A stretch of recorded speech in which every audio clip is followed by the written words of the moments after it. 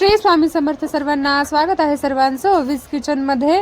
तर बघा, ओवीज किचन मध्ये आजची आपली स्पेशल रेसिपी आहे मस्तपैकी चमचमीत असं पिठलं आणि खरपूस अशी भाकरी म्हणजे झुणका आणि भाकरी।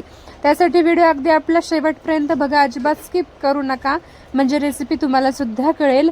आणि जे कोणी आपल्या चॅनलवरती नवीन असाल त्यांनी प्लीज चॅनलला सबस्क्राइब करा आणि पूर्ण व्हिडिओ बघा, प्लीज स्किप करू नका। तर चला रेसिपीला सुरुवात करूया। सगळ्यात आधी बनवूया झुणका म्हणजेच पिठलं। त्यासाठी इथे घेतलं आहे 1 पळी तेल। तेल चांगलं गरम झालं की त्यात घालून घ्यायची आहे मोहरी। मोहरी चांगली तडकली की त्यातच घालून घ्यायचे जिरे। जिऱ्यानंतर थोडासा लसण आणि मग नंतर कांदा।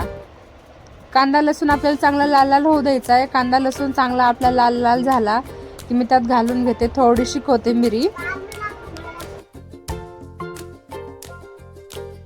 आता त्यात घालून घेतली मी 1 चिमूटभर हळद आणि त्याचबरोबर 1 चम्मच लाल तिखट।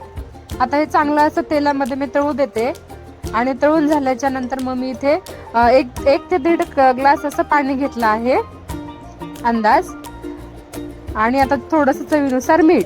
आता ह्याला चांगली उकळी येऊ द्यायची।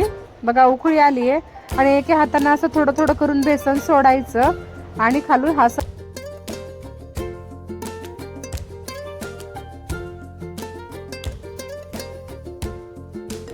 बेसन कसं असं घट्ट घट्ट झालंय बघा हाटलं तर। आता हे आपल्याला 5 मिनिटं असंच हलवायचं आणि मग नंतर बारीक गॅस करून हे 2 मिनिटं गॅसवरती झाकून ठेवायचं। अगदी बारीक गॅस करायचा किंवा बंद करून पण झाकून ठेवलं तरी पण चालतं, म्हणजे जेणेकरून छान असं मऊसर हे होतं बेसन पीठ।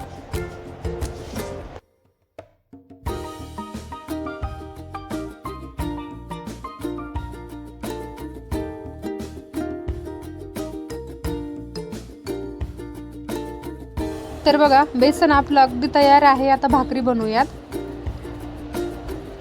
बघा ज्वारीची भाकरी ही बनवत होत्या माझ्या सासूबाई, मस्त गोल गोल अशी।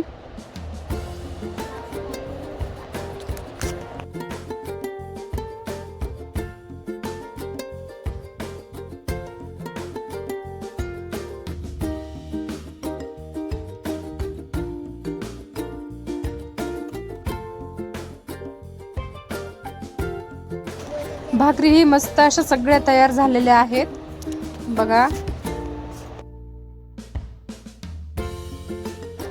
बघू शकता तयार आहे आपलं मस्तपैकी झुणका आणि भाकरी म्हणजेच पिठलं आणि भाकरी चमचमीत असं। बघताच तोंडाला पाणी येते की नाही नक्की सांगा।